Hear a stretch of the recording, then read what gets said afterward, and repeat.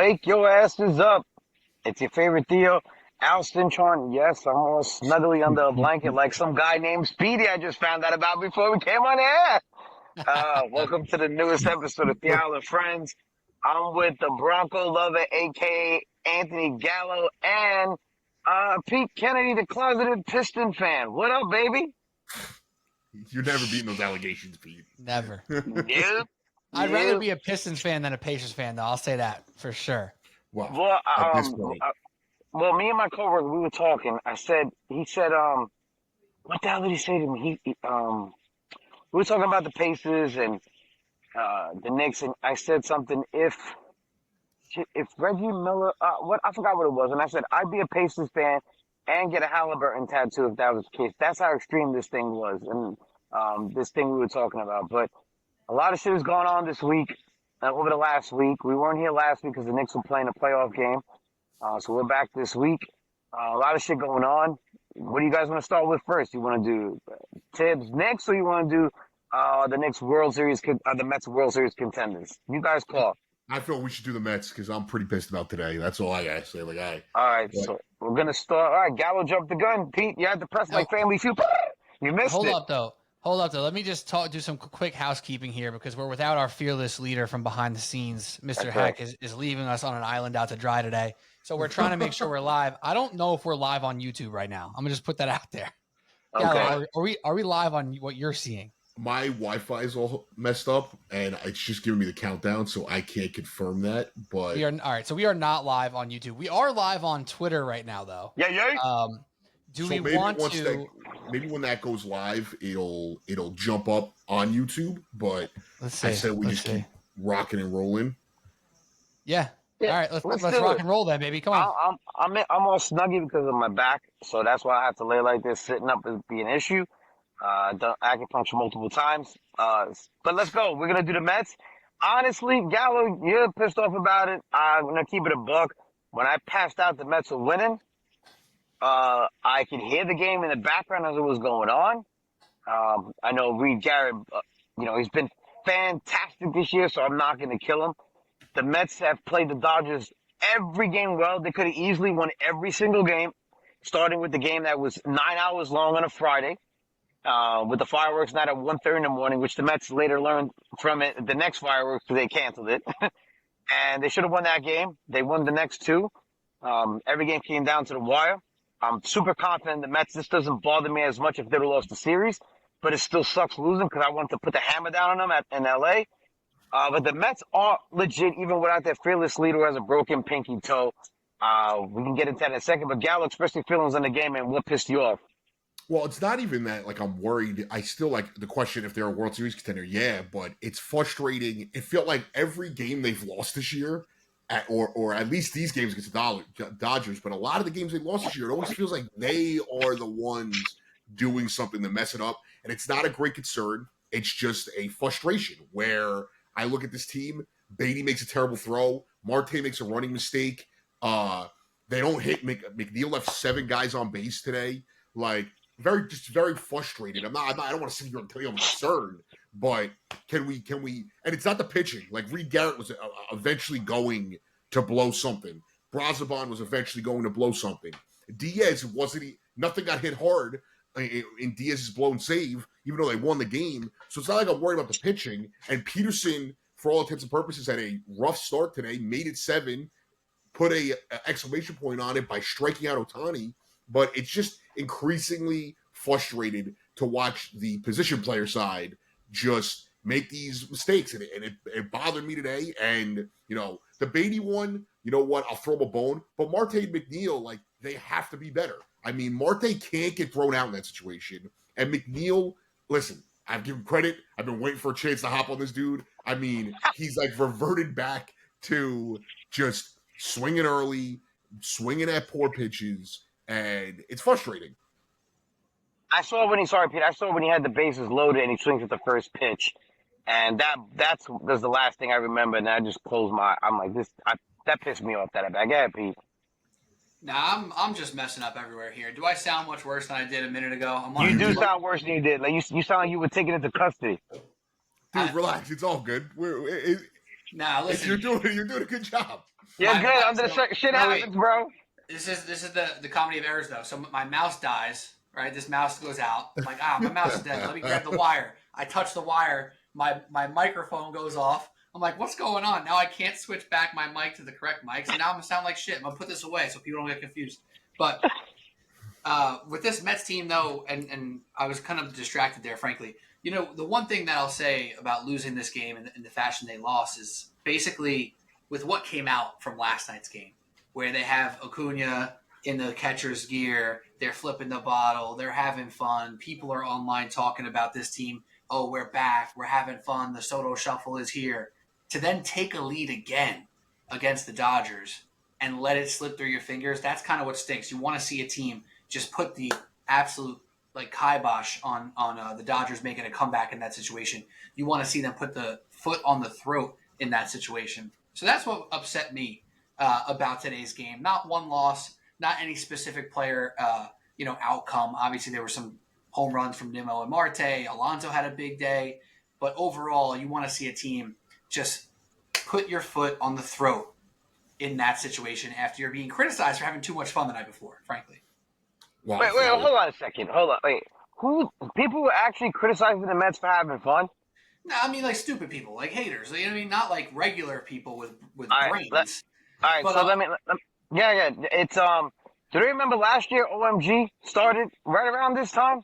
Yeah. You know, that's when it started, and the Mets were having fun. And I said to you, Pete, on your own podcast, and you asked me, is Juan Soto coming to the Mets? And I said it was seeing them have fun in Yankee Stadium while they whooped that pinstripe ass. And he was like, okay, this is it for me. Like, I'm going to the Mets. And some people don't want to believe it. So you have the typical idiots that it's June 5th, and they're still butthurt about Juan Soto. I tried to tell you guys that it wasn't that he was unhappy. It's because he was unhappy he wasn't producing. He's happy he's a Met. He wants to be a part of this. And what has happened over the last week and a half? He's a part of it. He's smiling more. He's doing a little. Right. He's doing a little shuffle. He's flipping bottles. And now, what they're gonna say now? Where's Michael K's big ass head when he says somebody inside your organization told me he's miserable? Yeah, he was miserable because he wasn't producing, jackass. And now he's producing. And get ready, because this is gonna be the summer of Soto, baby. Well, I think also we should commend Acuna for defending his teammates. He goes out there, he gets a foul ball, and they wouldn't be able to flip the bottle if Acuna wasn't geared up like that. It's ridiculous. I saw a lot of it from some bitter LA media types, and they were upset. We were having fun with the Knicks run. A lot of these LA beat writers for the Lakers, and now the Dodger beat writers are butthurt because realistically they shouldn't have won a single game in the 7 games the Mets and the Dodgers played. If the Mets get one hit that Friday night not even a hit, if they can hit a fly ball that Friday night at Citi Field, they sweep that series. Yep. If they don't blow these 2 games where it was a comedy of Mets errors, it wasn't like the Dodgers willed themselves back into the game, they don't win either of these games. So I have no problem with this. I love this. It's a game. I think that, I always go back to when I was younger, and a complaint with those mid-2000 Yankee teams that always fell short was they don't know how to have fun. They don't know how to have fun. And I sit there and I'm like, well, part of the key of this long baseball season is enjoying yourself. And it's nice to see Soto take his shoulders down, relax a little bit, and finally mesh with the guys. I didn't have any problem with him not celebrating his home run with the picture. If he doesn't want to do that, it's not his vibe. Not every single guy last year that did something took a picture with the OMG sign. It's totally fine. It doesn't have to be his thing. As long as he's not hurting the clubhouse, as long as he's not hurting the team on the field, who cares? And I'm very excited. And he finally looks to be back to Juan Soto. And it's very exciting. This team is exciting, and every week they feel like they get a little better with the way they play. Well, the picture thing that you said, Gallo, I noticed that I didn't see the picture happen. So clearly he didn't want to do it, or he has a little routine that he does, whatever the case may be. And that's on him. You saw the Nimmo and Lindor were genuinely happy, caught mid-act, taking the picture. And then Soto hits the home run, and they're having fun with it. If you listen to the camera, if you listen in the clubhouse, Lindor says photo in Spanish to Soto when he's in the dugout for one of those home runs. He didn't take the picture. I don't know, but I'm telling you right now, that's not going to be a thing that lasts all year. It's going to be the Soto of summer. He cannot wait to stick it in everybody's face that trashed him. The idiots in right field slash between first and right field that made the death threats to his family, wanted to kidnap his mom, and all that other stupid nonsense. To the idiots that said he has a private jet and flies solo to the Met games, different from the team. Like, this is the bullshit he's had to deal with for long. Going to do ESPN interview, and they're going to talk about Aaron Judge to him. Motherfucker, he ain't a Yankee no more. Ask him about him. Ask him about the team he's on now. He's sick of answering those fucking questions. So of course he was miserable. As long as they win, and that's the scary part. The Mets are what, 14, 15 games above 500, and this man is starting to produce. We see how long Lindor's out for. I know it says day to day. Maybe it's a Mookie Betts type injury. Mookie Betts hurt his toe going to take a shit in pitch dark. So, it's unfortunate what happened to him. But hopefully Lindor's not out for a long period of time. But as far as having fun, man, I'd be scared if this team wasn't having fun. The fact that Acuna with the mask, I was cracking up looking at that scene. And I'm going to say little because compared to everybody else, he's little ass Acuna going like this and crouching down the stairs. That shit was hilarious. So just because your team is born in corporate and button up, shut the fuck up. Facts. 100%, dude. If you can't find a way to have fun in a 162 game season, you're going to go absolutely insane. And if anyone ever has played baseball before at any level, frankly, like, you are going to remember those times of playing dumb games in the dugout, finding ways to make a joke about this or that or the dumbest thing possible. If you're younger, maybe you're playing beats on the bottom of the baseball bucket to get the crowd, get the team pumped up. Like, this is part of baseball, man. This is part of the game. Are you kidding me? If it wasn't part of the game, then Citi Field wouldn't have a light show in between every inning. Citi Field wouldn't play music. And I'm not just saying Citi Field. That's every field in America now is playing music, is playing little games on the screen. It's about having fun, and if you want your players loose for 162, you better let them do it. And I put up a tweet before. I don't know if you guys noticed it when we were on the screen. I did. I don't even want to put it up because I can't tell if that guy's a real guy or not. Mark, boy. It says that he, on his. No, he's fake. He's fake. Is he He's fake? a troll. He's fake. Just frankly a troll. He's a fake account. He's fooled a lot of people saying my source is this and that. It's not real. Well, I don't Just trust his bother. sources. I don't trust his sources. But it's a is fake. he even Don't a writer? bother. He's not even a No, writer. he's no. That's what he wants. Nope, he's fake. You didn't get me, Mark. Yeah. Well, he got me today. But there's other, he's not the only person who I saw with the same comments. You know what I mean? So there's other people making the comments about, Soto and, oh yeah, he's smiling now. He was still happier with the Yankees. All this stuff is so dumb and ludicrous. I know it pisses Al off so much. Just like it does me. Because I know. I gave you the answer. I've been 100% with Soto. Everything I've said about him. Now let me ask you this question, Al. The fact that he is shuffling again, because that's facts, right? He wasn't really shuffling, and now he's shuffling. What does that mean to you? He's feeling himself. He's starting to feel himself. And like you say in Spanish, ten cuidado. I'm telling you, it's going to be the summer of Soto. He's going to go on a run. My boy who I talk to about Soto on a regular basis, he said, wait until it gets hot out. It's over. And that's been my, one of my sources when it comes to Soto. He said, watch. You think he was happy in Minnesota when it was like 20 degrees, bro, sitting in the outfield? It was 20 degrees. 20 degrees. He had 18 hoodies on, bro. Come on. Like, nobody's going to be happy. And he wasn't contributing like he's used to doing in baseball. So, enough. Like, those are just butthurt fans, and they're going to be even more butthurt when he wins more rings in a Met uniform than Aaron Judge in a Yankee uniform. How about that? Suck on those. Slap nuts. I also appreciate Al, first translating photo for us, which, I was very confused with that whole. But Lindor, that's what he sounds like when he says it. That's why it's stuck in my head the way he said it. That's why. The second translation was definitely one I would have never gotten. I failed Spanish. I definitely would have nailed photo. To be fair, I failed every language class: English, Italian, and Spanish. Just to be clear. But you failed English.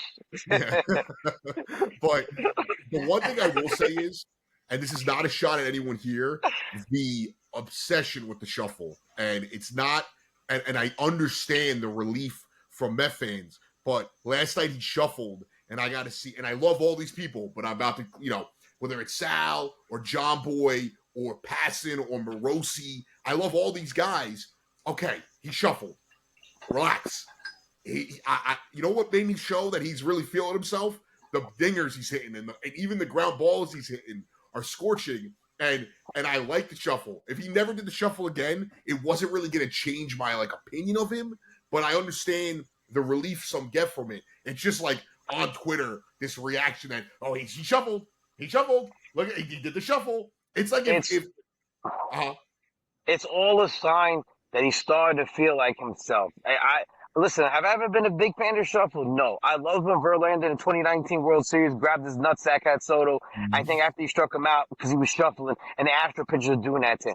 But this is a sign for him personally that he's feeling himself. That was it. He wasn't doing it. He was miserable, and rightfully so. It was a story in San Diego as well. He was shuffling, but not as much, and he's doing it here. That's all I care about. He's feeling himself right now. At the end of the day, I don't care if he wore his jersey backwards in his cup on top of his forehead and then didn't shuffle. As long as he's producing, I don't care, bro. I don't care. Yeah. And I want to make it clear before Pete, you go. I am pro shuffle. I'm just saying I didn't need this. I didn't need that to comfort me. I am pro shuffle. I don't want to be like one of these guys that are play the game the right way. No, I know exactly what you mean because it becomes too ridiculous. If Brunson didn't do this after, I was going to use that as an example too. Right, if Brunson didn't do the 3-finger thing, whatever you want to call that, after a 3-pointer next year, and then he's shooting 31% from 3, we're gonna be like, well, he's not doing the thing when he makes them, so he's probably out of rhythm. It's no, dude, chill. He's gonna be fine. It's all good. But like you said, Gallo, the exit velo, right? And some people are like, oh, I hate advanced analytics. That's not an advanced analytic. It's very simple. How hard does the ball come off the bat, right? It's he's hitting the ball very hard. He's been for a pretty long time now, and they're starting to turn into hits. He is driving the ball to all fields, and it's becoming very fun to watch again. So just like we weren't having that much fun watching him earlier, he wasn't having that much fun playing earlier. So now we all get to have more fun together.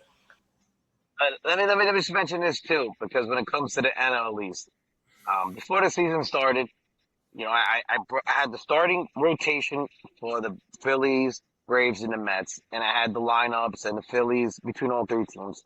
And I said on air, I ain't worried about the Braves. Let me see their pitching rotation, guys that a bunch of no names besides Sale, who's also struggled. Let me see them do it. Let me see them do it again. And this lineup, who's coming back from injuries, missing a Cooney, let me see them do it. Let me see them get it together. And I had backlash from people. Oh, you're just hating against the Braves. Well, no, I just know what the fuck I'm talking about, okay? And I said the biggest competition for the Mets was going to be the Phillies. And even though they picked up Jesus Luzardo, that didn't scare me. Who, by the way, see his stats, I think he's given up 50 homers in his last 3 starts. The Phillies are going in the wrong direction, where the Mets are heading in the right direction. So the Mets are winning, and Soto is just starting to produce. Pete was in a funk, and now he had an amazing stretch versus the Dodgers. He's been crushing the ball. Lindor, prior to his injury, he was starting to get it going. Mauricio's with this team. I'm happy about that. A lot of people want to see what he can do on this team. Nemo finally hit a homer. They're hitting when they weren't hitting, and they're fucking winning. The most important thing is they're winning. Last year, there were 11, 12 games in the 500. Fire this person. This guy sucks. Mendy sucks. Buckshot should have been here. Blah, blah, blah, blah, blah.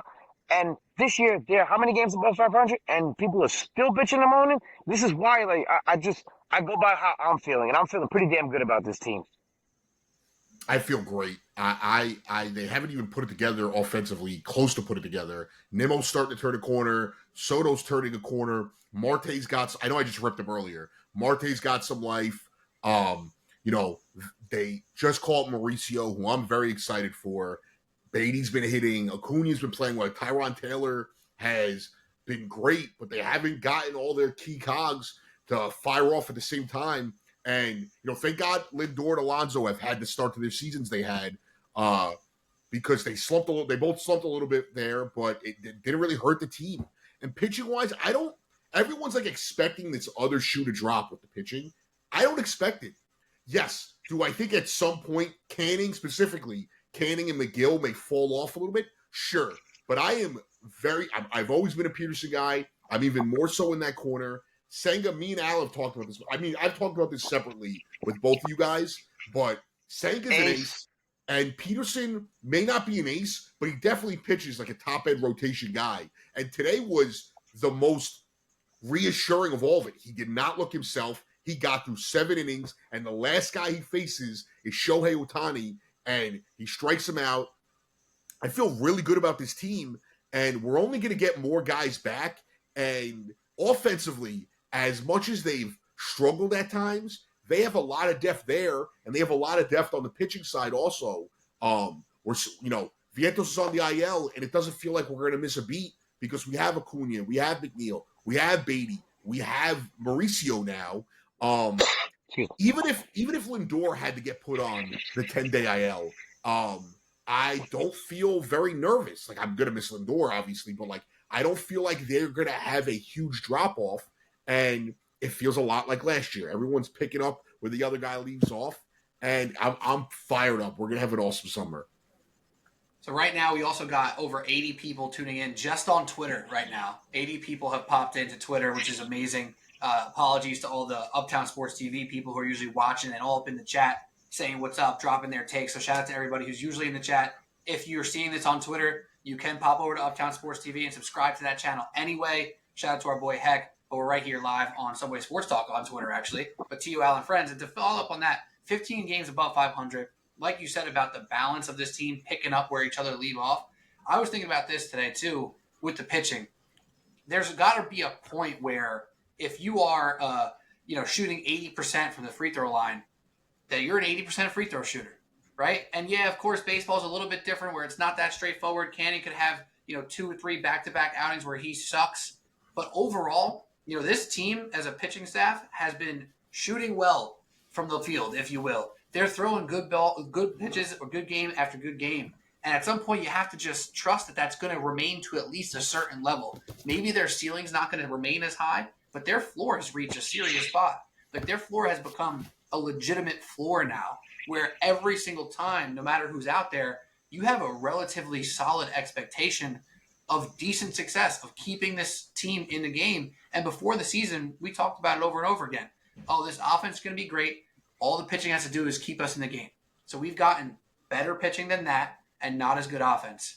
In my opinion, worst case scenario is if the pitching comes down, the offense is only getting better. So that's a win-win-win for the New York Mets so far this season. Right. Well, sorry, Gal, go ahead.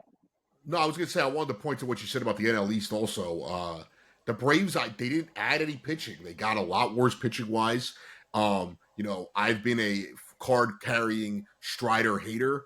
And, when a guy has a 3.8 ERA and we're talking about he's one of the best pitchers in the league, I can tell you to kick rocks. He cost me a bet yesterday. I have 6 strikeouts. He cost me yesterday. Well, that's on you for betting on him and his dumbass mustache. But I didn't believe in them, and I thought this is not a Phillies thing. So I do think the Phillies are a great team. I felt like the Braves got a lot of the benefit of the doubt. They're often injured. They are not a fundamentally sound team, and their pitching was severely lacking, even if it was healthy. And before the season, they were not healthy. And you're relying on a second year in Schwellenbacher. Chris Sale's great, obviously. And then you're relying on Strider, who before he got hurt had a 3.8 ERA in his best season.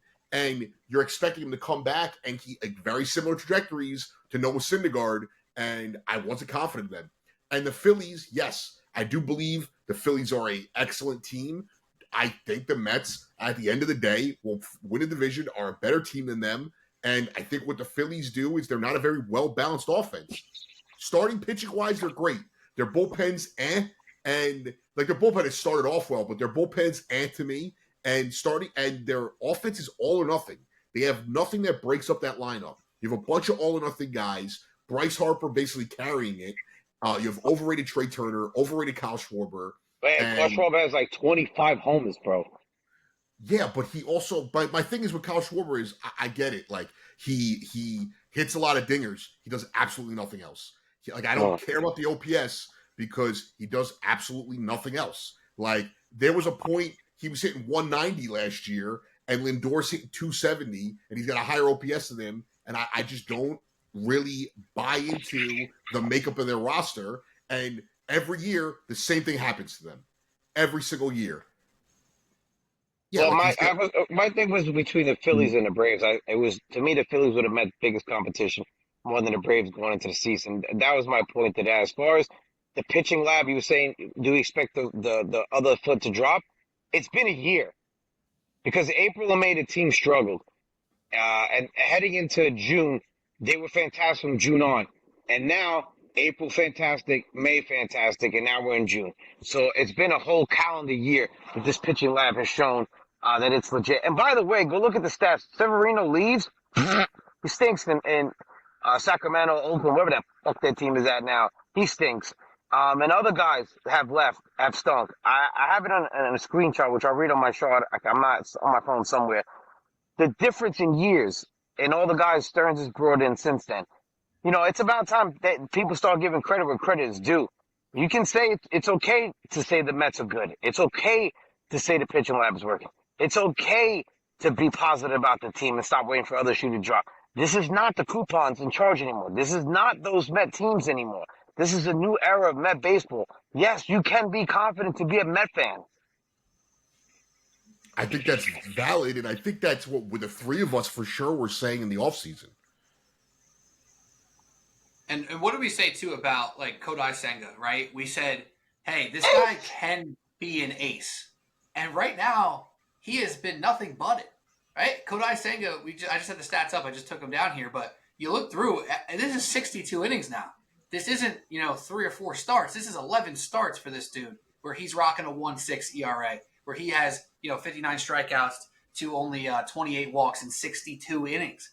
That is legitimate. And even Clay Holmes, take away his first innings, because his first innings has an over 4.5 ERA. After that, you can't fucking touch him. So his ERA would be even better if it wasn't for his first innings. Yeah, and then you move on to like the Clay Holmes, who was a point of contention preseason when it came to this Mets pitching staff. Some people had faith, some people did not. Right now, again, we're talking about 12 starts. We're talking about a guy who we thought would have a walks issue. 23 walks in 67 innings. And yeah, sometimes his command's a little better than others, but that's every pitcher in the freaking league, right? So if you think these guys are all having fluky runs for double-digit starts, I think that's a little bit, sad of you of a fan to not have any faith in these guys who are putting it out there every 5 days. Right, and here's a thing to talk about too. Senga makes $15 million. Clay Holmes makes $13 million. Peterson, I know he's on his last year of arbitration, makes 4.6. Canning, 4.2. McGill, $2 million. Like, the Mets are also doing this at an insane. You could combine 3 of those pitchers and some guys on, like, how much is Zach Wheeler making? How much is Corbin Burns making? How much is Garrett Cole, Max Fried? All of these guys that are getting paid big money, and there's not a better value for your dollar when it comes to not just the lower end guys, but a guy like Senga. Like, I don't think that Stearns had gotten, because he didn't pitch last year. I feel like Stearns didn't get enough credit for his ability to bring in guys on value. Reminds me of somebody with the New York Knicks, Leon Rooms. You know what I mean? Like, there's a lot of value in this pitching staff, and I think that's the way of the future to build a consistent contender in this league. I'm glad you brought up, you brought up, shit, now I lost my train of thought. You brought up, Corbin Burns. That's who you brought up. Corbin Burns. There were Met fans who killed the organization for signing Griffin Canning, for signing some of the other cats. I know Montas is, I had no faith when they brought him in. Think it'll be a throwing down the road, somebody to fill him, we'll see what happens. But wanted Corbin Burns. See my elbow? Corbin Burns wish he has my elbow right now, because he is shot right now. And he's probably done for the season. And he might be done next season. And who the hell knows if he's ever going to be the same again. And, oh, by the way, what kind of contract did he sign? Oh, that's right. What was it, 8 years, 202, or 6 years, 202? Yeah, how's that looking now to David Stearns? Yeah, and I don't think we're ever going to see him sign somebody that's in their early 30s to a long-term deal as a starting pitcher. Well, you got Brandon Sprout. You got the young guys coming up. And I wanted to mention this. Sorry, Pete. I don't know if you saw the proposed trade, because Jared Duran to the Mets for Mark Vientos, Brandon Sprout, and somebody else, because the Mets, in the shopping for center field along with the Phillies. Would you guys do that trade? No. Not. I wouldn't. You're gonna have guys like, I'd rather go on a cheaper end and get a guy who I think is just as good as Duran. Cedric Mullins is going to be available. Like, there's going to be the one position that seems to be. I read an article from Jeff Passan the other day that's going to be. There's a lot of options at is center field, and I don't really want to like. It's probably more Vientos that I don't want to give up, but I definitely don't want to give up a starting pitching prospect for a guy who is not, and Jesus Baez is a guy who's rising up the Mets prospect board. He was. They highlighted him in the Athletic last week in their prospect post, and that's a lot to give up for a guy I don't think is a game changer. Yeah, I agree. I'm not doing that trade. So you're saying you don't think Duran's a game changer? I don't think that so let's say I'll just use Cedric Mullins because he's the only guy I can think of right now. Let's say they go after Cedric Mullins. They'd have to give up far less to get Mullins. I don't think there's a lot of a drop off. And what, you're gonna get less triples? Like they don't need to go out and I always try to think about the trade deadline as getting better at the margins. If you have to go out and make a major move, there's not a lot of Yoenis Cespedes types out there, CC Sabathia types, like with the Brewers in 08. There's only so many times a guy's going to get traded at the deadline and drastically impact the team to the point that he's going to change the franchise or elevate them to another level. And I've seen way more examples. I'll use the two local teams, whether it's 09, like an Eric Hinsky type, or for the Yankees, or 2015, where the Mets went out and got Kelly Johnson and Juan Uribe. And before they ever got Cespedes, those guys were making major impacts for the team. So I don't want to blow it up. Now, if there's like don't get me wrong, if like Mike Trout or somebody who I'm not thinking of right now, that's like, in my opinion, a superstar, like different story. But this is a great player. Don't get me wrong. But if Duran that's how much you're giving up for him, I'm not doing it because they wouldn't give it up for other guys in that situation. This is a ridiculous ask in this trade, frankly. Like, this is something that was clearly made up, right? This is not a true report, I don't think, was it? This is more Bleacher Report or MLB Bleacher Report, I believe, put that out, if I'm not mistaken. No, I know Bleacher Report put it out, but like, is it reported upon or is it like a conversation starter? That would be my question, because for the Mets to give up 1-4 and Vientos, that's massive, dude. Like, that's huge. And that's like not just he'll be here for a year or two. That's like a cornerstone piece type of player that you're going for. And Jarren Duran is probably on the border of that. Like, I think the Red Sox look at him as that guy, but he's their fourth best player? Right? Give or take. Like, Devers is better. Maybe he's their second or third best player. Bregman's better. Bregman's better. Devers has been insane. People slept on it after he had the slow start. He's been off the charts after he picked it up a week or two into the season. No. So this is one of those things, like Gallo said, if this was a little bit lesser of a trade, I don't want to give up on Vientos at all, but maybe if it was just Vientos, you think about it. If it was just Sproat and Baez, you would think about it. But all three of those guys, that's ridiculous. Let's be for real. And like Gallo said too, if you're making a massive trade that you think is the only way you're going to compete, then you're not a true contender. And we all think this team's a contender already. So that it's more marginal moves to me, whether Cedric Mullins comes to fruition or not. This is just a little bit ridiculous. A little too rich for my blood. Yeah. Pete, do you have the Philly one? Because in the same article, they had the Phillies trading for Duran as well. From what I remember, I don't remember their packages of guys that they were offering for him. I'm gonna see if I can find it. Yeah, that's the fat ass fathers logo. The fat ass fathers. I got it right here. Live. I got it right here. Look at that. It's the Phillies give up Andrew Painter, their number 1 prospect, and Eduardo Tate, their number 4 prospect. That's it. The math isn't math in here. That's, you know what I mean? It's always do it to the Mets. The Mets got to give 9,000 guys. The Knicks got to give 9,000 guys. It never fails. I get it. Andrew Painter is considered the best prospect pitching wise, maybe in the sport, but he's also coming off a major arm injury. They have the Padres giving up Jeremiah Estrada and their number 1 prospect. They have the Dodgers giving up Dalton rushing. Well, they have the Dodgers giving up their 2, their 3, and their 6. Let's see. I'm trying to see some of the other. They are going to trade Dalton rushing, though. I was talking with somebody. They are going to trade him because they have no place to put him. No place. It's Will Smith. So they're locked in. They're going to look to get starting pitching help, bullpen help, big time help, not just help, like big time. When the big name available come the deadline, they're going to use him. That's what I was told. And the only package I see comparable to the Mets is the one they have for the Guardians, where it's their 2 and their 5, Cheerios, the younger Cheerios. They have a number 5 and then Birdsong. Or that's the Giants, sorry. They had another pitcher in there, Cade Smith or something like that. So, I don't know. Also, I don't know if I want the Mets to necessarily trade. If they're going to make a big splash at the deadline, I kind of rather see them go after a bullpen arm, something like that. It's also, we don't even know, are the Red Sox going to sell if they're in the wild card race? I really I'll don't get know. I'll get to that in a second with the Red. We're going to talk Yankees Red Sox quickly. I'll get to that in a second.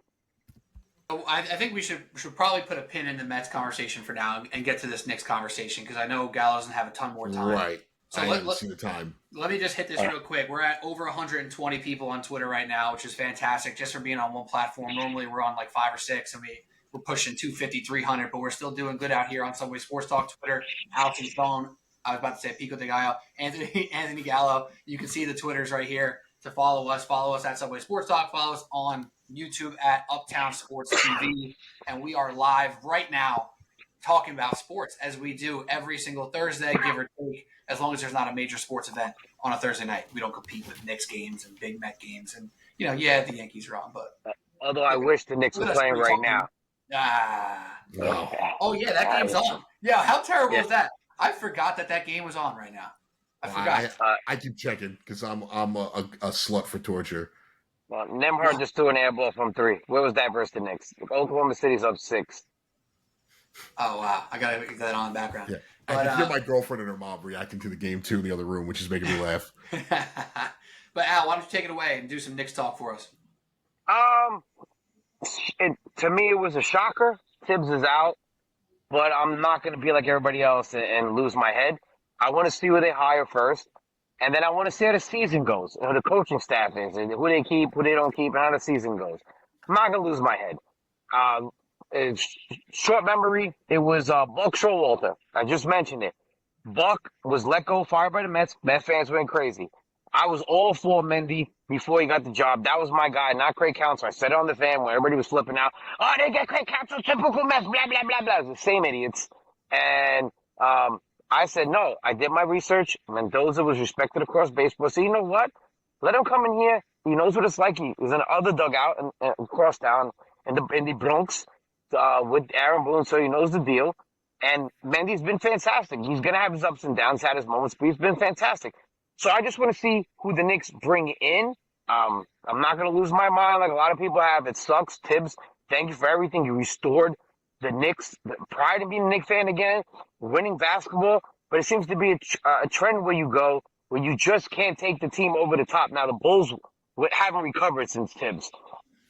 The Timberwolves took a dip, but now they've been in the Eastern Conference Finals, I believe, back-to-back years. And now Tibbs took the Knicks every step. They took another step. If he was stubborn in his ways, if he didn't want to change, if he had to be told to play the bench, and that upset him, then he had to go. I'm sorry. He had to go.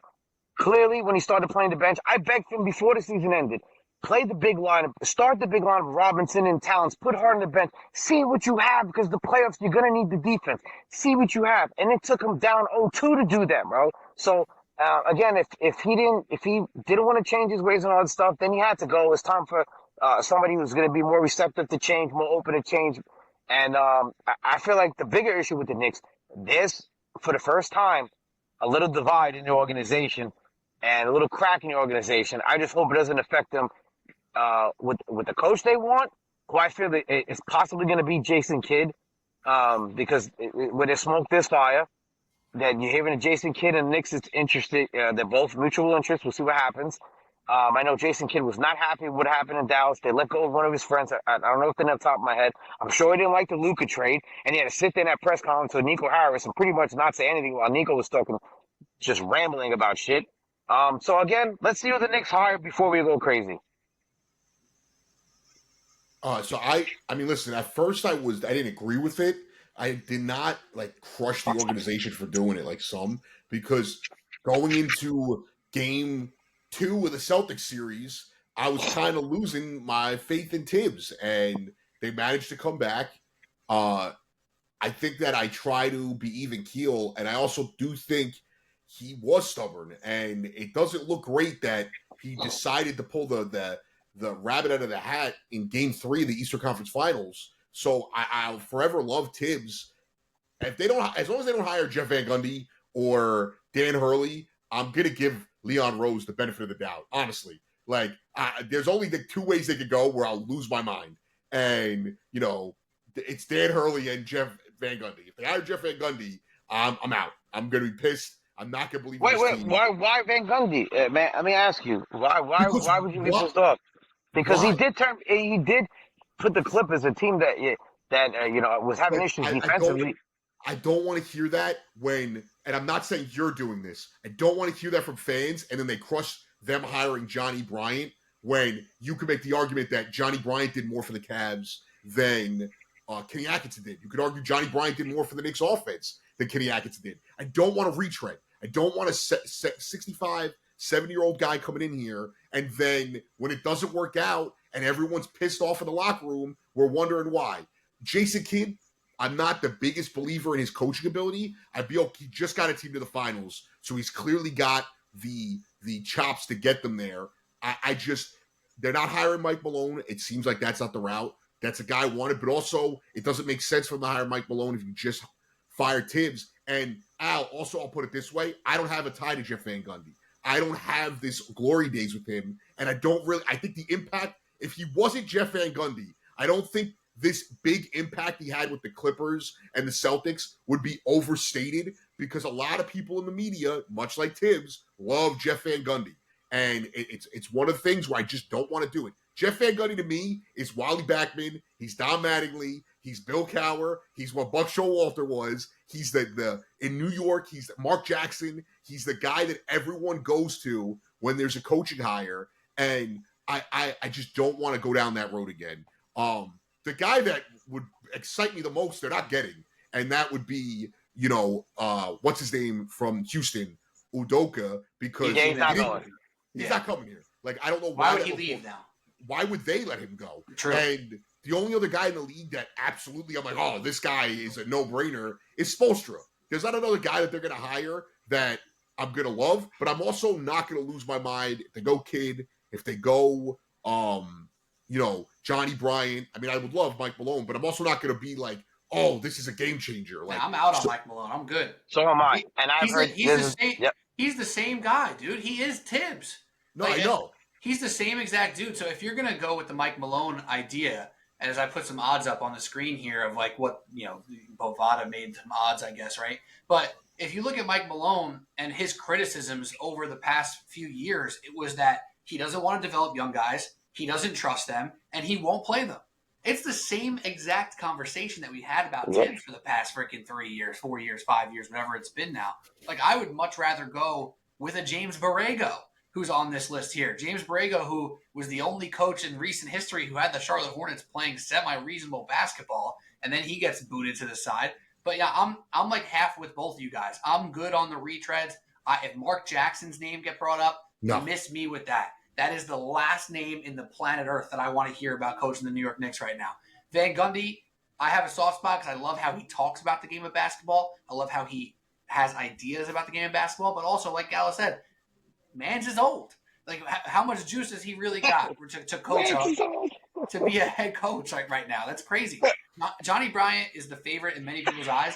I think that is accurate. I think that checks a lot of the boxes. This is the way I put it. Tom Thibodeau set the bar. This team and this roster now has a floor that is high enough to be an Eastern Conference top 4 team almost no matter what happens, no matter who's coaching the team. So you have to go outside the box and look at somebody who's a little bit different, who's going to try something a little bit different here than the same retreads, the Budenholzers. I'm out. I actually like Frank Vogel a lot, But is Frank Vogel exciting me a ton right now? Not necessarily. I want some new blood, man. That's what gets the people going. And inside this organization, clearly he has some pull, has some sway. He just was part of a 60-plus win team for this season. Let's go. Bring on Johnny Bryant, because a lot of these other ideas to me, they're not moving needles. They're just not. The only reason that makes me nervous about Johnny Bryant, who I'm all in favor of as well, is Phoenix went the other way. That they consulted with Devin Booker and they went the other way. Everybody thought Johnny Bryant was getting that job. He didn't get it. So that's the only thing that worried me a little bit. I also like to know why he left for the same position in Cleveland. Was he not feeling Tibbs? Was he not feeling the coaching staff? The players clearly love him and loved him. When he got when he left, they sent him Instagram. That's what they do now. Send you Instagram love and all that stuff. But to me, I didn't. At first, I'm like, no, I don't want Jeff Van Gundy. And he went out like a sucker when he left the Knicks, by the way. The way he exited was suckerish. But that was decades ago. But the reviews have been from Boston, from the Clippers, that he's changed. And he's more open to stuff. And he's, being behind the scene, behind in the broadcast booth, he's learned a lot of stuff. And they're like, I heard Gio say this morning, who's going to get Towns to play defense if Tibbs can't do it? Well, Jeff Van Gundy is the guy that can get it, that can make him play defense. Because if not, just like Game 2 in the playoffs, Towns, and rightfully so, should be sitting on the bench when it matters the most, because Van Gundy relies on defense to close out games. I think that's fair, but also we know what Jeff Van Gundy is, and this is also what makes it like. They're going to have to figure out how to make it work with Towns, and it may not be getting him to play defense like that. They may have to get him a blanket that is somebody that can play 30 minutes where Mitch might not be able to play 30 minutes, that can be that blanket for Towns, and maybe they go 4 out on the offensive end, and then defensively somebody's pick up the slack for him. Now, I do agree with the fact that Jeff Van Gundy would come in and demand more of the players. Again, I'm not even sitting here telling you that I think Johnny Bryant's the answer. I just hate this notion that we give people know Van Gundy, so they give him a little bit more credit. They know like a Budenholzer or a kid, they will give him more credit. When Greg Popovich and Steve Kerr's more comparable because he came into a team that looked like they had reached their ceiling and he got them to the next ceiling. And Popovich came in and that Spurs franchise wasn't where they were necessarily. Here's a name. He's not getting hired, and it's a name that's tied to the Knicks that has a good reputation of being a coach. He's coached under Pop. He just coached under the Timberwolves. Pablo Prigioni, everyone could just kind of sweeps him under the rug, and the guy was kind of a coach for the team when he was here, and I don't understand why he is not being floated around in any circle when he's got high praises from multiple guys, Finch and Popovich, who are around circles. And I got to be honest, the European coach seems to be more advanced than the younger American coach that comes in now. And it's just somebody I thought might have been a candidate. He's not. Evan also mentioned... Like you would think Pablo Prigioni would make the list, is what you're saying, right? Yes, because it's not just that he played for the Knicks, it's that he is considered a very smart basketball mind. Another guy that I heard floated, Evan said somebody was reporting on it today, Kevin Ollie, is another name that I heard. So we're gonna steal laptops now. We're on the road trips, huh? So I don't know which route they go. I will agree with this. I want Budenholzer nowhere near this franchise. Amen. Like we're good on that. Yeah, I don't want him anywhere. He's another one. You know what? Put him in that category. Put him in my Van Gundy and Dan Hurley category. And Patino. I heard someone recommend Patino. No, thank please. you. We're good. Please, man. no. We don't need to be like crazy. You know what I'm saying? Like in the Knicks history, or the recent history, right? When we had Woodson, we need to move on. We got D'Antoni, we got to move on. Then it's Hornacek and it's Fizdale and it's like, Derek Fisher sleeping with people's wives. Bro, they're like searching for this like crazy idea. Sometimes it's just right in front of you. And here's a guy in Johnny Bryant who's been a part of this franchise as they got successful again, who left, and why he left we can speculate whatever. We don't know why he left. He probably got a little bit more responsibility, a little more say over there in Cleveland, broadened his horizons. Now look at this. He's a top coaching candidate just after that. That makes sense to me. The other name that we haven't brought up yet, though, which is a fan favorite to bring up, is Jay Wright. This guy hasn't coached a basketball game in a long time. Seems like if he really wanted to be in the NBA, he would have been right now. Mm-hmm. But obviously, with the Villanova connection, he's a really easy name to bring up. Does that name make a list for you, Gallo? Does that go on either direction? Where does Jay Wright sit? I really love Jay Wright. I don't think Jay Wright has any desire. He doesn't want to coach 32 games, let alone 82. I do think he looks too good on TV with those suits. I think similar to a Brad Stevens and a Billy Donovan, he does have more of an X's and O's coaching chop. A lot of my fear with college is this is not to slight any of these guys. They're not necessarily the greatest basketball minds. They are good at getting guys to develop and work hard, and they're good at recruiting. Jay Wright always coached above the talent he had, but I don't think he has any, short of Jalen Brunson blackmailing him, I don't think he has any desire to coach. And again, he's not in the, I lose my mind. It's not like I'm going to get overly excited, like, about him getting hired. I would feel like, actually might feel a little worse because it feels like Brunson may have too much say in who's getting hired. And maybe that's now alienating other guys on the team. And the whole point of this is not to alienate anybody. Like, I want them to get the guy that's going to maximize everybody. Yeah, Jay Wright wins the headlines for sure. Like, that's exciting. Oh my God, the Nova Knicks are back. Let's trade for Dante. Like, that's going to be a thing if that happens. And that'll be its own type of fun and frustrating all at the same time. But Ryan Arcidiacono on the staff. Yeah, let's get Archie back in the mix here. But at the end of the day, I want to go back to Tibbs for one hot second here because there's been a lot of talk and we're a couple days behind on this, doing this conversation here. It's like, oh, did he deserve to be fired? I don't think the answer to that question and the truth of what they did are the same. Right? Mm-hmm. I think he actually earned an extra year. I think he deserved to get one more year. But in sports and often in life, what is fair is not always what's best. And to all the people out there who are upset, I think you have a right to be upset. I think everybody, at least a little bit, even if you wanted Tibbs fired, which plenty of Knicks fans did, we've been having these conversations for months now. Even if you wanted it, you're still sad. You're still kind of, thankful and solemn in the response of saying, Tibbs, thank you. Maybe you're saying good riddance. But when you move off someone like that, you have to then be different. You don't have to go crazy on any end, but you have to be different. And most of these retreads are too similar because they all are set in their ways. You want to try something new. And to me, that has to be one of those other dudes. It's the Johnny Bryants, the James Borregos, I forget who you just mentioned before, who you like. And then even Jay Wright fits that category, I guess. But you can't go with the retreads. I agree.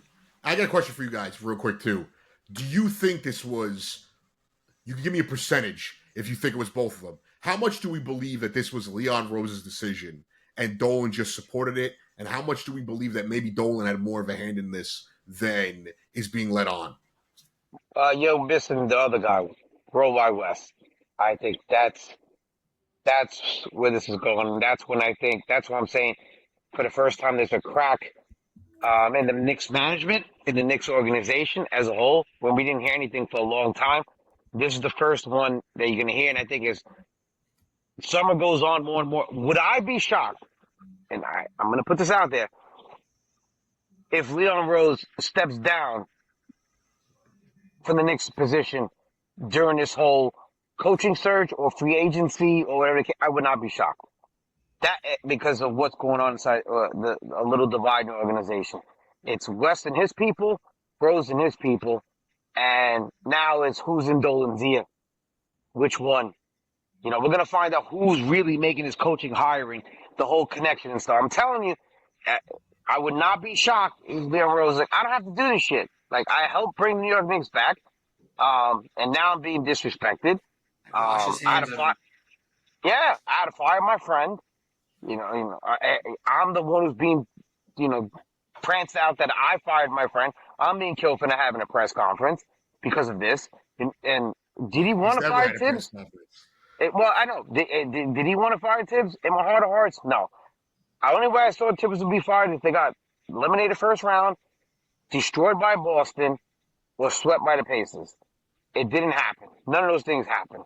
They were 2 games away from the NBA Finals, and they should have won Game 1. And do not get me started on that fucking game because it gets me really angry. I want to smash the phone, put it back to the TV, and don't even get me started on that. But I think, and as time goes on, and from smart Nick fans, listen to Ian Begley. If he's not saying it, don't bother. 100%. I saw something came out that Nick players were not happy because Rick Brunson's son had too much, father had too much saying. These are probably the same people who said shit about Juan Soto and his jet and and all this other shit. Like, don't believe it. Let's see how this all plays out, and then we can go from there. Did you see Tommy Beer and Ian Begley going back and forth on Twitter? Oh yeah, it's been that week. It's just been people going at it, and I'm just grabbing my popcorn, and that's it. I'll say this though, Al, I'm firmly in the Ian Begley camp. Like, if Ian Begley says it, I believe it. Yeah, and so am I. I used to say at large, Woj, Shams, or Ian Begley when it comes to Knicks reporting. But at this point in time, where there's no more Woj to kind of counterbalance the Shams ain't as locked in on what he's saying as he once was, because I think he is more now sharing things that he's hearing instead of only sharing things he knows are extremely true. And that's okay. He's playing the game. He's the #1 reporter for the NBA. You believe that what he said, Pete? He said the Knicks were on the verge for Kevin Durant. It would have been OG and Mitchell Robinson because that's the only thing that makes sense.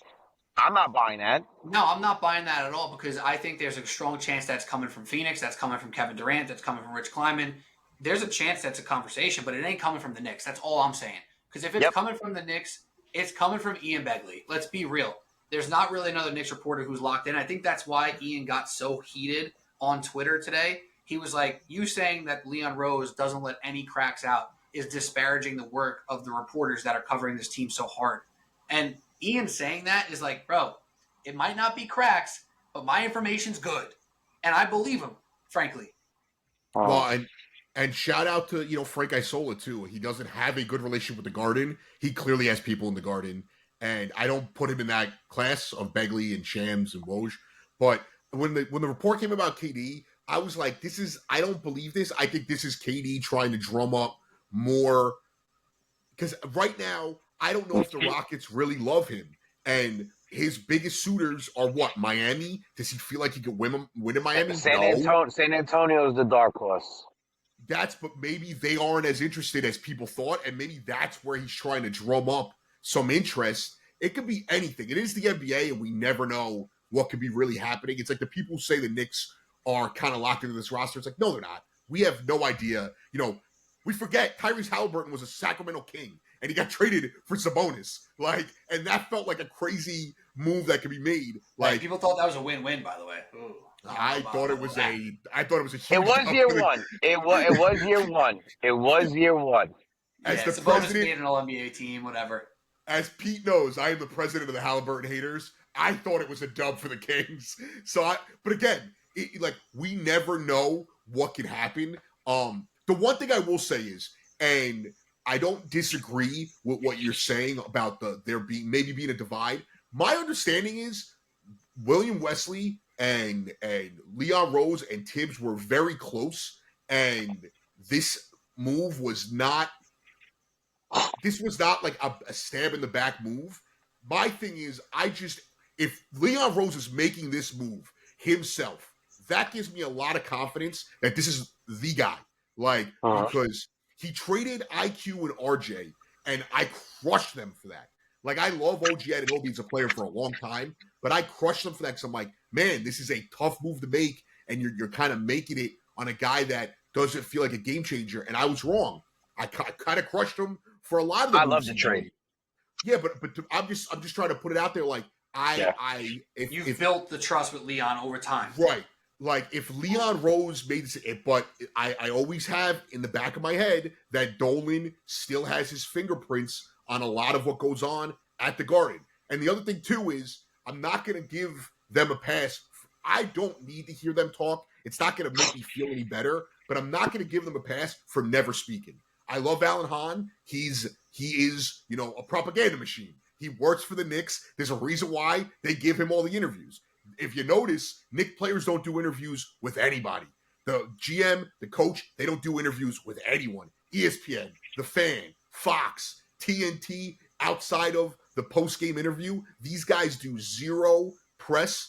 And this is what happens. Now everyone just has room to speculate, and you allow this to happen. Now, I love Tommy, and I do love Ian. It was a dumb argument, and Tommy put himself in a box. Nothing's leaking, and then Shams is now leaking something. So which one is it? Like, it's like this stuff. Al, you've said this before with the Mets. Cohen, if he leaks something, it's usually either happening or he's trying to fool everybody. Like, and I feel like with the Knicks, we never get leaks. None of us had any idea Towns was coming. We had zero idea Bridges was coming. Unless you were one of these conspiracy theorists that say, oh, CAA. Well, Mike Malone's a CAA guy, and he's not getting hired. Like, so, I don't know. I do feel good about the future. And I think having that floor, like Pete said, is a good thing. The expectations is what we've wanted for decades. Like, of course, the guy that comes in is going to have a championship or bust mentality, and that's going to be the expectations. We've been begging for that. But isn't that what we've always wanted? It's been 2 decades of sucking ass cheeks, and not the good kind. It's been horrible. So it's like okay, like what are we doing? So it's championship or bust. It's not first round or bust, second round or bust, conference finals or bust. Although this year they had to make the conference finals, in my opinion, that was it, and they did. Mission accomplished, and they beat Boston. You know, I sent you guys a screenshot, and I wanted to talk about it. I didn't want to tweet it out, and I'll probably talk about it on the air tomorrow. You know, we love Craig. He's a diehard Knicks fan, but he said something that made absolutely no sense on his show, that the Pacers had the easiest path. They didn't play Boston. Well, who beat Boston? Who did? The New York Knicks beat Boston. And who did the Pacers beat? The team that beat the Boston Celtics. And the Celtics, before Tatum were down, were about to go down 3-1. And it pains me to say it, but the Indiana Pacers earned this trip to the NBA Finals. They took the steps, their process. They've taken the steps. The Knicks made the next step. The Pacers are taking the next step. They're in the NBA Finals. And hopefully next year, the Knicks take the next step as well. Boston shouldn't be what it is. There's rumors of Jaylen Brown getting traded to the Spurs because they might hit the reset on that with Tatum being out. The Cavs, 64 wins. Is that their feeling? Did they finally hit their max?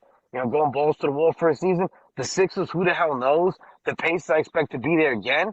And the East is there for the pickings to the Knicks. So I want a coach who wants to be, is not afraid of the championship or bust expectation. Remember Steve Cohen said the same thing? Championship or bust? And we killed him for that. Well, guess what? For the Mets.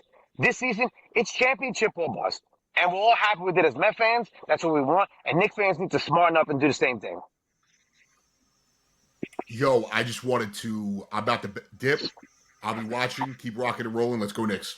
Let's go. All right, brother. Shout out Gallo. And I'll take this moment to say over 170 people popping in on Twitter today.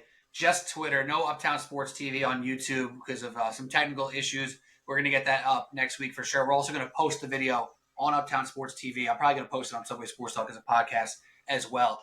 And tag it to me, and then I'll resend it out and all that stuff. Yeah, absolutely. So to piggyback off what you just said and what we were just talking about with Gallo too, like, yeah, this is what we've been asking for, and that's what I was hyped up on going into that Boston series when so many Knicks fans were saying, oh, they're just going to get smoked by Boston. They're just going to get smoked by Boston. Like, all right, then why play the games then? Why play the games? Right? What type of fan do you want to be? Do you want to be a fan that's going to be a mouthpiece? No. Do you want to be a fan that thinks your team's going to lose no matter what, that the worst thing's going to happen? You shouldn't want to be that either. And a lot of us New Yorkers are programmed to be that way.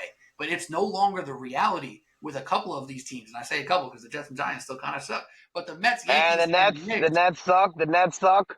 Well, I'm teams that fans root for. You know what I'm saying? Okay, gotcha. But no, the Mets, Yankees, and Knicks are in a different era right now, and it's okay to understand that the Knicks are good enough to be a top team in the Eastern Conference final or in the Eastern Conference right now. And now talking about Leon Rose specifically here, my read on it, no sources, just my read, my gut instinct on the whole thing. It sucked for him to make this decision, but I believe he made that decision. And I believe that he told Tom Thibodeau what was good.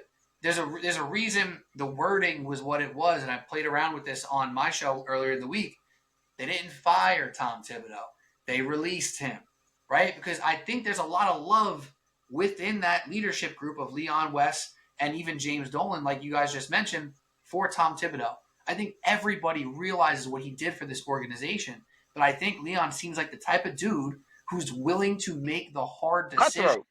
Yeah, dude, and we make fun of a lot of people out here in this area We make fun of Brian Cashman. We make fun of Steve Cohen. We do all this stuff. You have to make incredibly difficult decisions to win championships. Brad Stevens stepped down as the coach of the Boston Celtics before they won their first championship with him. You know how hard that must have been? As happy as he was when they won, it probably still crushes him that he didn't win one as a coach, right? Wow. So this was not easy for the Knicks to do this with Tom Thibodeau, but they believed they had to do it. And at the end of the day, I'm riding with that. And that doesn't mean I'm going to sit here and say no matter who they hire, oh, great hire by this front office I trust so much. I'm going to hear them out. I'm going to let it play out. I'm going to speak my mind in the time, and I'm going to see how it goes. But at the end of the day, they have built more than enough trust for us fans to sit here and say, I think they know what the hell they're doing. Yeah, I've seen the ups. I've seen the downs. A lot of fans that were celebrating in the streets, they didn't see any ups. They saw nothing but downs, which is, I think that's what added to the chaos of the streets of celebrating as Knicks fans. And a lot of people don't understand, why Knicks fans celebrating. So I had this argument on one of my shows, like, so you're only supposed to celebrate when you win a championship? You can't celebrate a big win, a playoff win. You can't celebrate winning a playoff series. You can't celebrate nothing. It's just championship or bust. So in other words, we have to all be Yankee fans. Like, we can't celebrate anything, right? No, the whole point is, and I'm not trying to get all philosophical and everything, but we have so much shit going on in our personal lives. And some people know, some people don't see, some people don't hear. So sports the relief. If you can go out and you're with your friends or family or whatever, and your team wins a big series, a big playoff, have fun. Just don't burn the city to the ground. Have fun. Enjoy it. And I think a lot of people are jealous of that their fan bases don't do that, and we do. Do I support getting banged over the head with garbage bags? No, but that fool went looking for it. He went to a Nick Pacers rally in a Halliburton jersey, clearly looking for attention. You got it, brother. Like, I don't think it's karma the Knicks lost that. It's just a bunch of bad apples. They don't speak for all of us, but you got to enjoy everything, bro. We've sucked for so long. Trust me, Commander fan, Knicks fan, Met fan, sucks forever. And I talked about since October of 2024, the Mets, one step away from the World Series. The Commanders, one win away from the Super Bowl. And the Knicks, one round away from the NBA Final. Like, my teams have come a long way. And I know what pain feels like. And it feels pretty damn good. I don't miss the pain of losing, but it feels pretty damn good to be relevant in all three major sports as a fan. Yeah, and it's not something that most people can say, right? Like, look around the country right now. Unless you're one of these random fans who's like, yeah, I'm a Chiefs fan, a Yankees fan, and an Oklahoma City Thunder fan. It's like, all right, bro. We see what you're doing. Good luck for you. I'm sure you're happy. That's fun for you. That's not the reality for 95% of people, right? Every city has bad runs. Every team has bad runs. Hell, Yankee fans would argue that they're in a down run right now, which isn't true. And that's not reality in the grand scope of things because they're still competing at the highest level every single year. But this is sports, man. And Knicks fans were too comfortable, rooting for a play. Well, it was before the play-in, rooting for an 8 seed, right? Like, there were years in the Melo era where he was injured a little bit, right? Because granted, when he was healthy, they were in the playoffs usually. He was injured a little bit. They're making moves, whatever. And we're rooting for a 39, 43-win team like they have a chance to go to the finals. They never freaking did. This team did, man. We got what we need. We got what we want to see. And now, to segue to one more topic here, because I think we're going to end up probably kind of soon, I want to ask you, Al, because we're waiting for the coach news. We're waiting to see who it's going to be. But in the meantime, we know what the roster is now. We know what could be on the table. And we know some of the rumors that are floating around. Kevin Durant was already mentioned, and not yet mentioned until now. Giannis Antetokounmpo is being mentioned. Is there a massive move, Al, that you think would be worth making for the New York Knicks, or do you think it has to just be marginal and getting better, around the edges? I have both scenarios. If Giannis is there and wants to come here, and you have your Brunson window, then I think you go for it, man. You go for it. If it's Giannis in his sleep is 30 and 10 and 6 assists. 30 points, 10 rebounds, and the rebounds alone me saying that. 30, 10, and 6 in his sleep, right? And he's going to have more help. Like, my coworker's like, well, how's it different playing with Brunson and playing with Lillard. It's different. It's just different. It just really, really. And the Knicks are a better team than what Giannis had with the Bucks and Damian Lillard. Um, but the question is, would he want to be here? If not, then I've mentioned uh, um, Malik Beasley. I've mentioned Kelly Oubre Jr. I mentioned Dennis Schroeder. All those guys you could probably get for 1 year deals. You're gonna get a lot of guys also the buyout market are gonna want to be ring chasers. The Knicks are in a position for veterans, good quality depth pieces. They're going to ring chase and join the Knicks. So it's a double thing. If Giannis is there, great, you take it. Kevin Durant, no thanks. If I'm relying on him to be the second option on this team, you're really, really, really asking for a lot at this age for him to be the second guy. How'd it work out in Phoenix? Didn't work out. Even when he was much better in Brooklyn, how'd that work out? Didn't work out. I'm not doing that. Kevin Durant had his chance to be a Knick. He laughed at the Knicks. Who's laughing now? You want to be a Knick now. Suck it sideways. Even though he's a Commanders fan. But if I had to choose between the two, you're laying sideways right now, just for the record. Yeah, but I'm not sucking it sideways. Big difference. And then,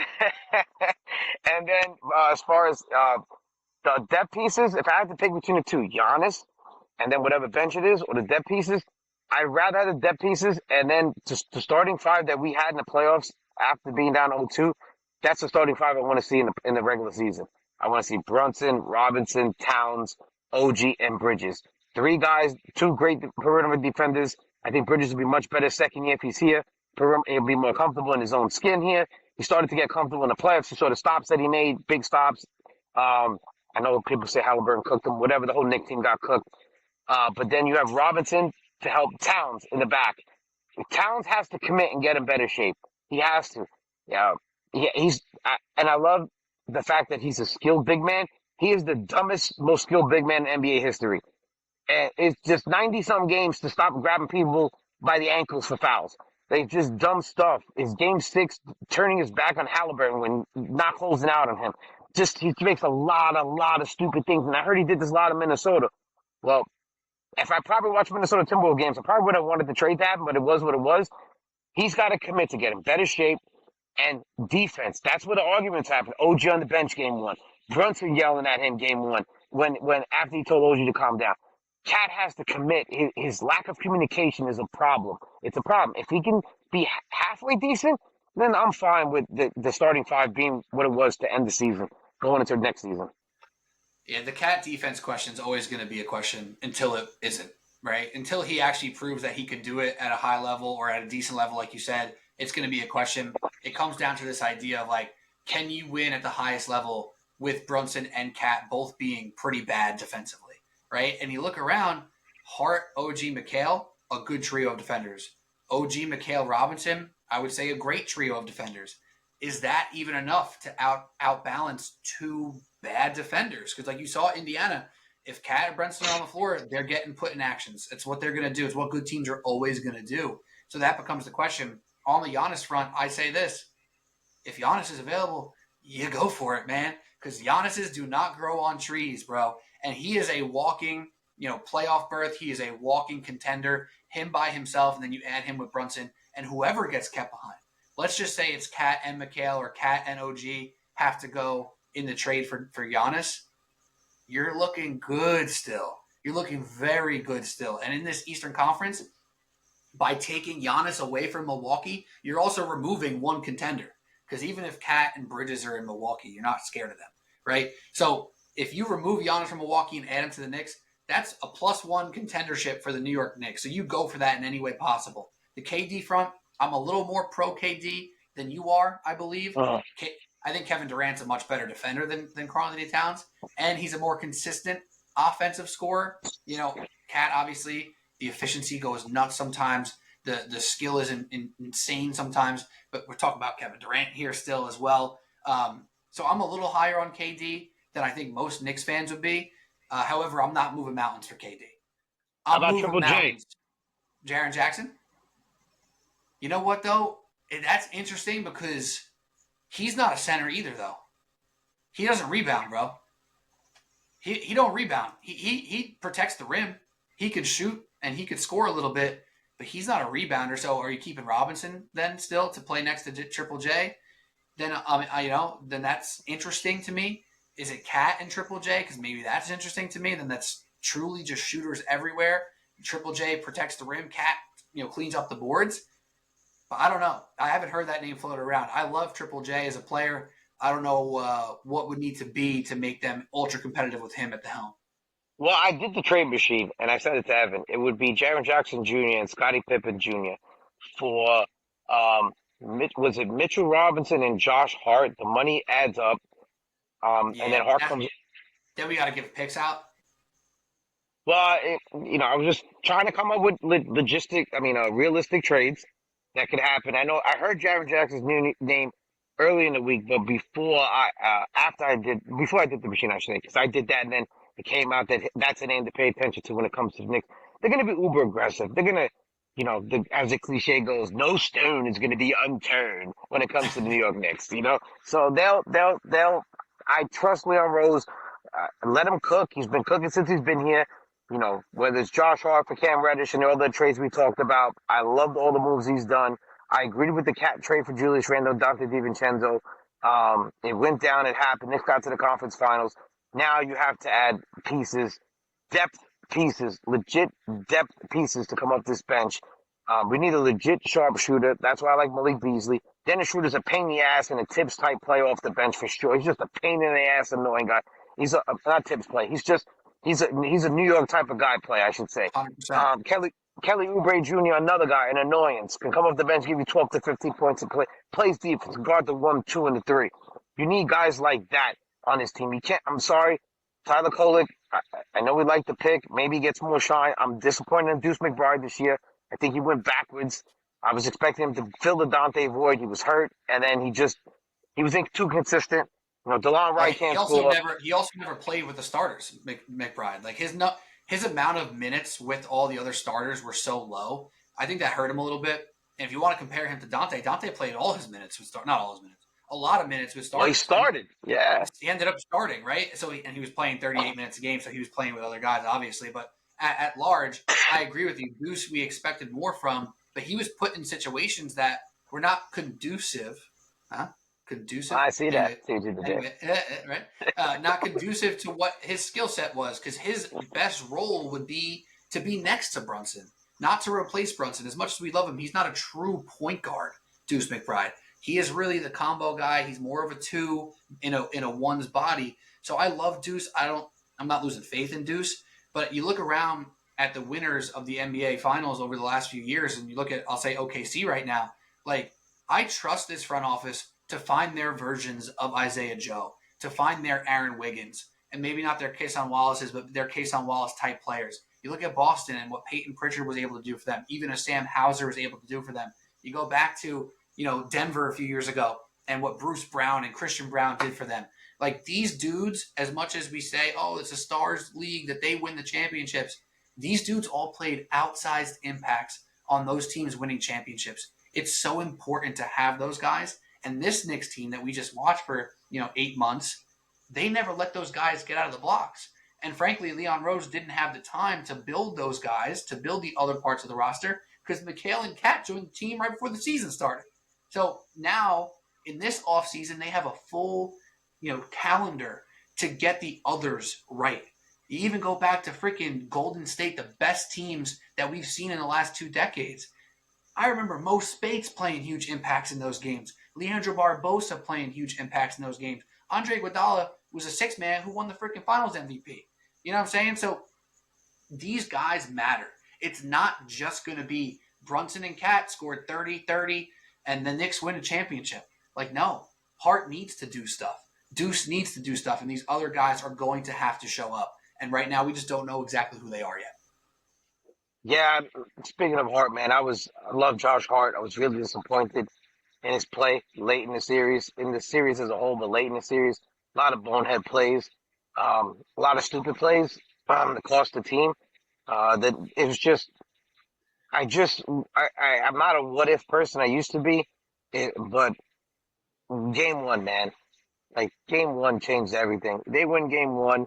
Yeah. They have a lot more wiggle room than being down 3-1. But it was what it was. Knicks were a Final Four team. It's been a great season.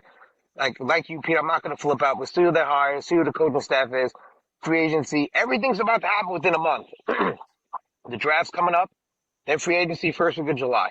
So in a 30-day span, because everybody knows NBA free agency is hot for the first day or two, and that's a wrap when it comes to that stuff. And a lot of stuff's going to start coming out before it becomes NBA free agency. I'm looking forward to the next month. It's an exciting time to be a Knicks fan. One more thing to add before you wrap up. I heard Kirk Goldsberry. I think it was Kirk Goldsberry. Maybe it was Zach Lowe. I forget who was on with him. But they were talking about how this draft is where they think the action's going to take place, right? So some of these trades, some of the picks in the draft, obviously there's a lot of prospects that are very highly touted in this year's draft. That's where people are expecting the action to take place. So you are right to expect the next month to be very interesting. And I think that's where the Knicks can make some of these moves. And like I said before, McHale and Cat joined this team and the season started. Boom. Now you get the full draft season, the full off season for Leon and West to do their thing and add pieces to this. And it could happen, man. It could happen. I know the Knicks don't have the pick assets anymore, but they still got assets. They still got some picks and some players that people want. So there's a lot to be interested in with this Knicks team. And Pacom Dadier, perhaps, is a guy who can play next year. And again, if this Knicks team is who we think they are, meaning a starting five that's that good, you can afford to let Pacom Dadier play and fail a little bit. Like, the Knicks should be good enough to let some of these guys play, no matter the occasion, just like the Thunder did all year. The Thunder didn't care if they were down 9 at the start of the fourth quarter. They were still playing Aaron Wiggins, and they were still playing Isaiah Joe, because they wanted those guys to be ready for when the moments came. And they often were. And they often found themselves being successful, even if they weren't the guys who were supposed to lead to the comeback. Like, that's so important in the NBA.